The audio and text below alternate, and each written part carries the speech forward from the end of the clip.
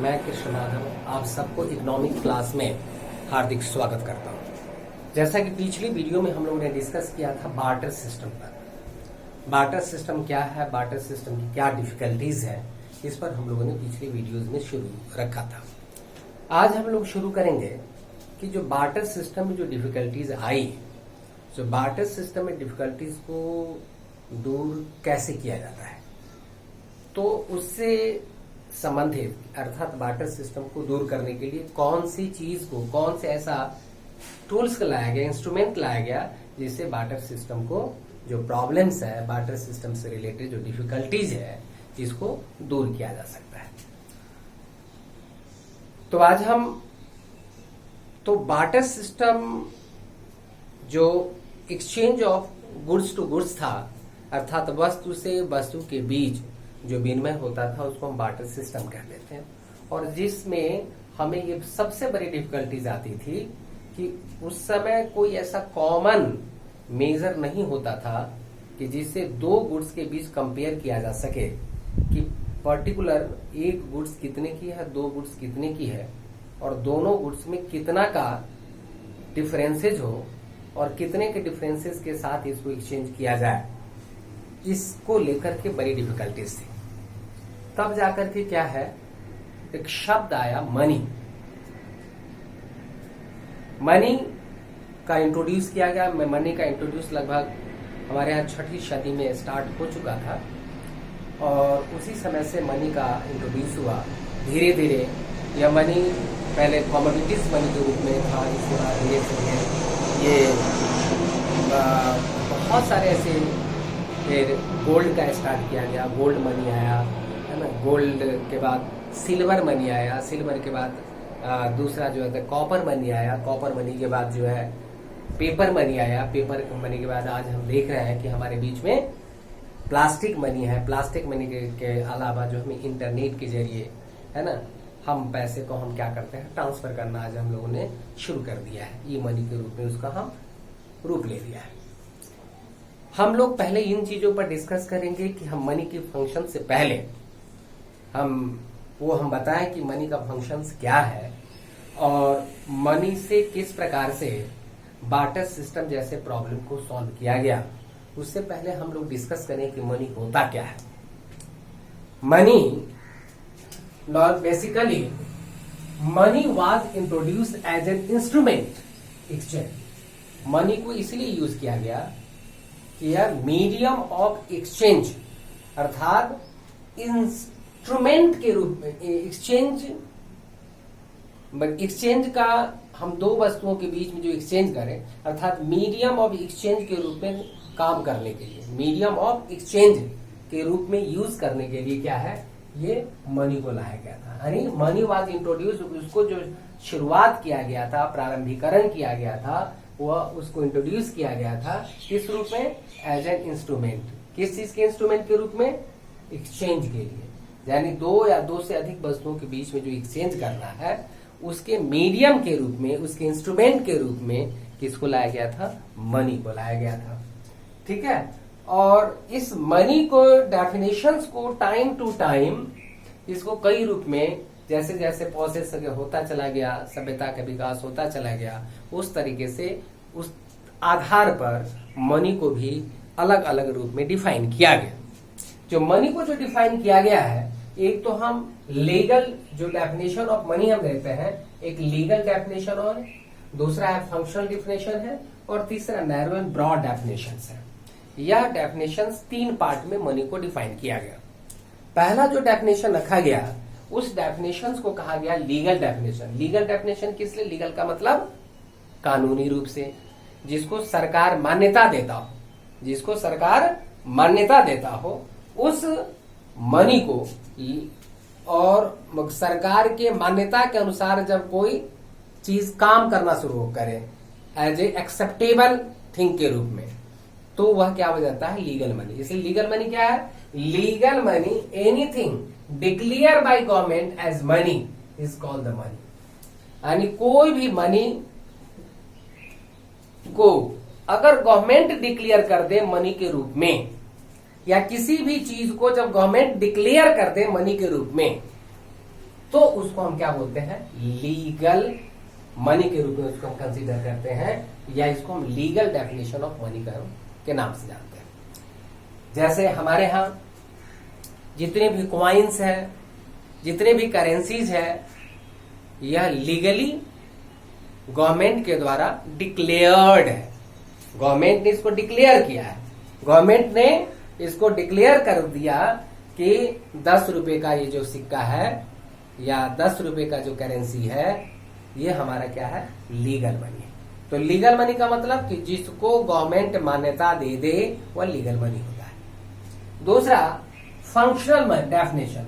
Function क्या होता है, फंक्शनल डेफिनेशन यानी कार्य के आधार पर जब किसी मनी को डिफाइन किया जाता है, कार्य के आधार पर यानी उसके फंक्शन के आधार पर जब मनी को हम डिफाइन करते हैं उसको हम फंक्शनल डेफिनेशंस बोलते हैं। फंक्शनल डेफिनेशंस क्या है, anything that is generally accepted as the medium of exchange and at the same time acts as a measure and as a store of value. कहने का अर्थ यह हुआ कि वह सभी चीजें मनी कहलाएगा जो सबके द्वारा एक्सेप्ट किया जाता हो, जिसे सभी एक्सेप्ट करने के लिए तैयार हो, और जो मीडियम ऑफ एक्सचेंज अर्थात विनिमय के माध्यम के रूप में काम करता हो, साथ ही acts as the measure and as a store of money, और जो मेजर ऑफ मनी के रूप में काम करता हो, मेजर करता हो, जो उसको मापन का काम करता हो, साथ ही जो वैल्यू को स्टोर करता हो, जो लंबे समय तक जिसको स्टोरिंग किया जा सकता है ना, जिस वेल्थ को हम लंबे समय तक हम स्टोर कर सकते हैं, जिसमें ये प्रॉपर्टी, जिसमें ये गुण पाया जाता है, उसको मनी कहा गया। अर्थात मनी क्या है कि anything that is generally accepted, वह सभी चीज जो जनरली सबके द्वारा एक्सेप्ट किया जाता हो, किस रूप में, किस लिए, as a medium of exchange यानी विनिमय के माध्यम के रूप में, विनिमय के माध्यम के रूप में जिसे स्वीकार किया जाता हो, तथा and at the same time, और ठीक उसी समय एक्ट्स एज द मेजर, और यह मापन का काम करता है, साथ ही वह लंबे समय तक सेव हो जाता है, उसकी स्टोरिंग किया जा सकता है। तो ये इस तरह का जो प्रॉपर्टी, इस तरीके का गुण, इस तरीके का कार्य जिस चीज में होता है उसको कहा गया है, उस मनी का नाम रखा गया है फंक्शनल मनी। अर्थात इसलिए उसको कहा गया है, this is the definition, functional definition, this is known as the functional definition. What is the functional definition? Functional definition, anything that is generally accepted by all the people as the medium of exchange and at the same time acts as a measure and as a store of value, उसको हम क्या बोलते हैं? Functional money के नाम से उसको हम जानते हैं। तीसरी तरह का जो मनी को जो डिफाइन किया, वो नैरो एंड ब्रॉड डेफिनेशन के रूप में डिफाइन किया गया। नैरो का मतलब होता है संकीर्ण मुद्रा। संकीर्ण मुद्रा उसको कहा गया है जहां केवल एक ही तरह के काम किया जाता है, मीडियम ऑफ एक्सचेंज, केवल जहां पर वस्तु विनिमय, जहां पर मीडियम ऑफ एक्सचेंज के रूप में, अर्थात विनिमय के माध्यम के रूप में जब काम करता है, उसको हम कहते हैं नैरो। अर्थात जिसमें मोर लिक्विडाइजेशन हो, जिसमें क्या हो, मोर लिक्विड, जिसमें तरलता अधिक से अधिक होता है, अधिक से अधिक जब जिसमें तरलता होती है, जहां अधिक से अधिक एक्सचेंजिंग होती है, जहां अधिक से अधिक फ्लोइंग होती है, उसको हम क्या बोलते हैं? नैरो में उसको हम कंसीडर करते हैं। और नैरो रूप में उसको डिफाइन किया गया है। और ब्रॉड डेफिनेशन में वो रखा गया जहां मीडियम ऑफ एक्सचेंज हो, साथ ही हाई डिग्री मनीनेस हो, यह दोनों प्रॉपर्टी या दोनों तरीके का जहां गुण पाया जाता है, वैसे मनी को क्या डेफिनेशन का उसको कहा गया है? ब्रॉड डेफिनेशन, ब्रॉड मनी के रूप में कहते हैं। और ब्रॉड मनी के रूप में कहने के इसमें क्या है? हाई डिग्री मनीनेस कब होता है? जब हम टाइम डिपॉजिट में रखते हैं।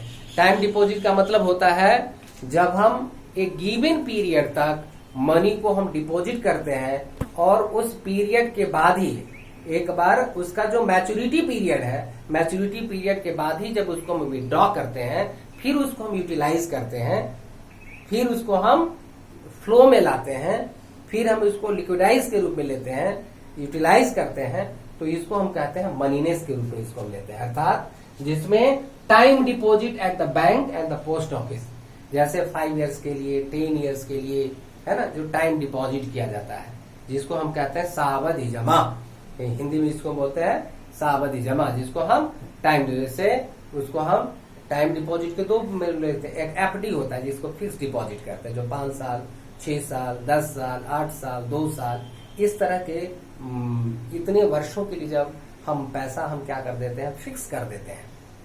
और एक मैच्योरिटी पीरियड के बाद, जैसे 5 ईयर्स के लिए हमने फिक्स कर दिया और 5 वर्ष के बाद ही जब उस पैसे को हम निकालते हैं मैच्योरिटी के बाद, है ना, तो उस पैसे को निकालने के बाद वो भी मार्केट में उसको यूज किया जाता है, वो भी लिक्विडाइज हो जाता है ना। इसके लिक्विडाइज में टाइम लगता है ना। जितना मीडियम एक्सचेंज में, नैरो में जितना फास्टली हम इसकी फ्लोइंग होती है, क्योंकि इसमें कैश इन हैंड होता है, demand deposit in the bank होता है ना, और अदर डिपॉजिट आरबीआई, ये इजिली क्या होता है, इसको ट्रांजेक्शन्स होते हैं, तुरंत ट्रांजेक्शन्स होता है, इस पर इसका फ्लो ऑफ मनी ज्यादा होता है, इसका फ्लो ऑफ मनी कम होता है अपेक्षाकृत इसके, इसलिए इसको हम ब्रॉड डेफिनेशन के रूप में इसको हम लेते हैं, ठीक है ना।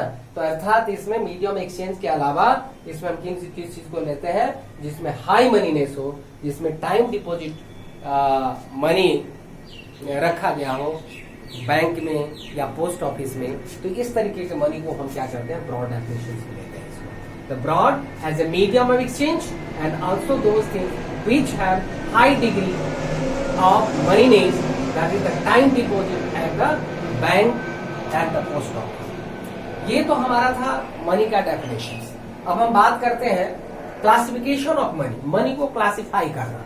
मनी कितने प्रकार के होते हैं, तो मनी कितने प्रकार के हैं। पहला मनी है तो फुल बॉडीड मनी, जिसको कहते हैं पूर्णकाय मुद्रा, पूर्णकाय मुद्रा इसको हम बोलते हैं। और पूर्णकाय मुद्रा वह होता है जो जितने का जो मुद्रा पर लिखा हुआ है, जो मुद्रा पर लिखा हुआ है और उस मुद्रा का बाजार में जितनी कीमत है, जो मुद्रा पर लिखा हुआ है और उस मुद्रा के जो मटेरियल, जिस मटेरियल से वो बना हुआ है, उतनी ही मटेरियल का बाजार में जो कीमत है, तो दोनों की वैल्यू अगर बराबर हो जाता है तो उसको हम कहते हैं पूर्णकाय मुद्रा, अर्थात इसको कहते हैं फुल बॉडीड मनी। जैसे पहले जमाने में होता था, जब हमारे यहाँ पेपर करेंसी नहीं था और सिल्वर करेंसी हुआ करता था, तो सिल्वर करेंसी में अगर मान लिया कि ये सिल्वर की करेंसी है, सिल्वर करेंसी, इस पर 1 रुपया लिखा हुआ है, सिल्वर करेंसी 1 रुपया लिखा हुआ है, तो जो इस पर लिखा हुआ है इसको हम फेस वैल्यू बोलते हैं। जो इस पर लिखा हुआ है इसको हम क्या बोलते हैं, इस पर जो लिखा हुआ है ये, इसको हम फेस वैल्यू बोलते हैं।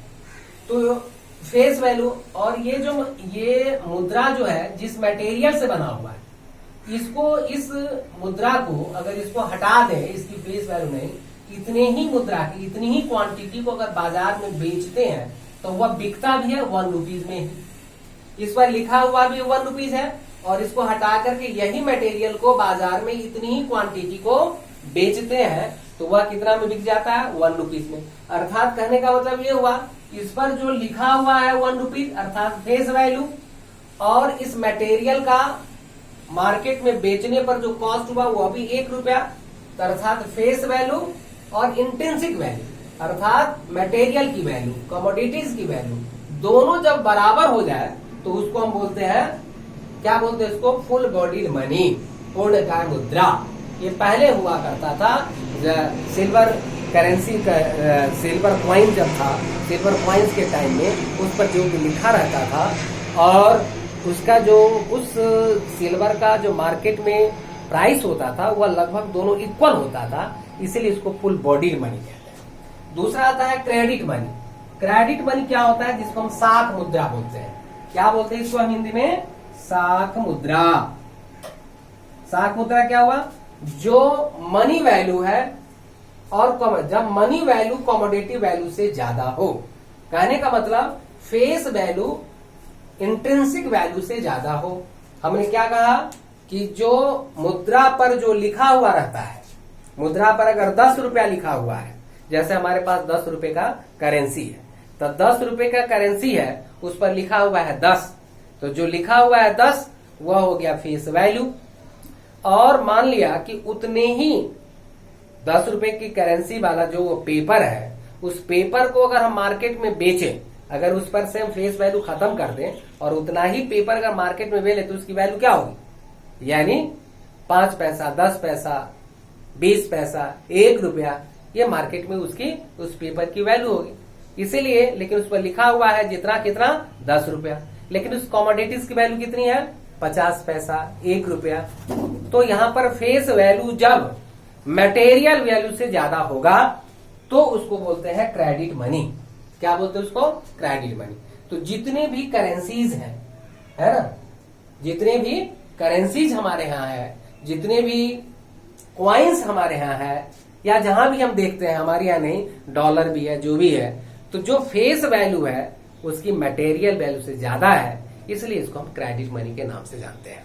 तीसरा टाइप का मनी जो होता है वो फिएट मनी होता है, जिसको हम कहते हैं आदेश मुद्रा, जिसको गवर्नमेंट डिक्लेयर कर देती है, गवर्नमेंट ऑर्डर करती है, गवर्नमेंट का सिग्नेचर जिस पर हो जाता है, गवर्नमेंट का जिस पर सिग्नेचर हो जाता है, गवर्नमेंट जिसको मान्यता दे देती है, उसको लीगल मनी भी कहते हैं और उसी को हम फिएट मनी भी बोलते हैं। जैसे हमारे यहाँ जितने भी क्वाइंस है, जितने भी करेंसी नोट्स हैं, ये सब के सब क्या है, फिएट मनी कहलाता है।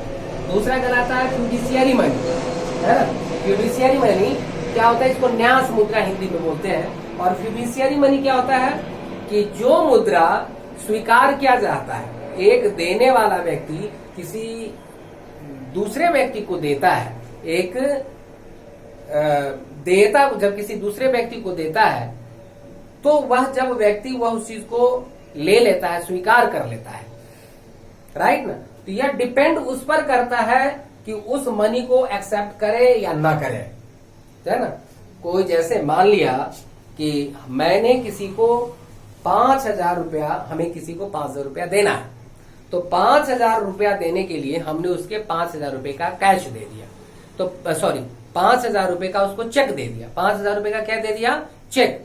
अब वह व्यक्ति 5,000 का चेक चाहे तो उसे एक्सेप्ट करे और चाहे तो एक्सेप्ट ना करे, वो उस पर डिपेंड करता है ना। हालांकि गवर्नमेंट ने इसको मान्यता, गवर्नमेंट ने कहा है कि इस बैंक ने अलाउ कर दिया, आप चेक दे करके भी अपने पैसे किसी को पेमेंट कर सकते हैं, लेकिन यह डिपेंड करता है लेने वाले पर, एक्सेप्टर पर, क्या एक्सेप्टर उस मनी को एक्सेप्ट करता है या नहीं करता है। अगर डिपेंड करता है एक्सेप्टर एक्सेप्ट उस चीज को कर लेता है तो ठीक है, और नहीं एक्सेप्ट करता है तो उस पर लीगली उस पर किसी तरह का एक्शन नहीं लिया जा सकता है।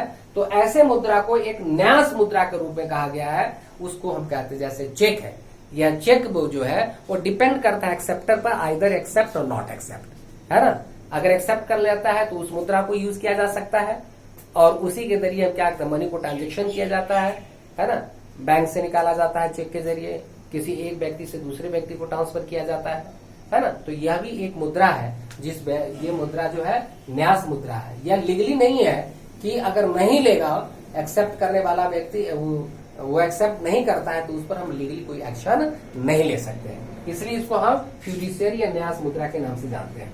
एक आता है बैंक मनी। बैंक मनी क्या होता है, जो भी बैंक में डिमांड डिपॉजिट होता है, अर्थात कॉमर्शियल बैंक में हमने जो भी पैसा जमा किया या कोई भी कस्टमर के द्वारा, कोई भी प्राइवेट सेक्टर के द्वारा, कोई भी इंस्टीट्यूशन के द्वारा कॉमर्शियल बैंक में जो पैसा जमा किया जाता है एज ए सेविंग, उसको हम क्या बोलते हैं, बैंक मनी के नाम से जानते हैं। उसको हम डिमांड डिपॉजिट इन बैंक बोलते हैं।